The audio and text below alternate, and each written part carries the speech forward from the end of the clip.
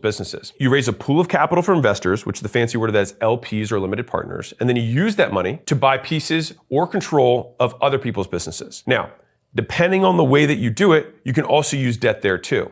So let me give you a visual of this is potentially one of the highest leverage scenarios. It's like this on steroids, basically.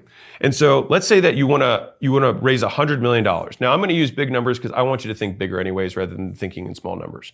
All right, so in order for you to raise a fund with $100 million, it's typical that the person who raises the fund puts about 5% of the total funds raised in. So you put $5 million in. You raise $95 million of LP capital. That means limited partner capital. So other people put their money in. And then, this is where it gets even crazier. So this is $100 million in total, right? But then you say, hey, you know what? We're gonna go buy, I don't have enough space on this thing, so just bear with me. We're gonna buy $300 million of businesses because we're gonna use $200 million in debt to buy these businesses. And so think about the leverage that you get from your $5 million, able to buy $300 million worth of stuff. Now, when this $300 million, let's say it just grows at 10% a year. Let's say you're not amazing. You're just matching the S&P, all right? In 7 years, you'll double, right? So this is now $600 million 7 years later. Now, if you had a 10% return for private equity, that'd be bad.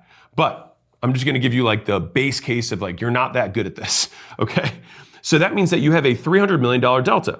So we gotta pay back, right? We got to pay back the debt. So we have to take our $200 million out because we got to pay the debtors back. Now they have some interest and some other stuff there too, right? Then we got to pay our LPs back, right? I'm just making the box a little bit smaller so I can draw the rest of it.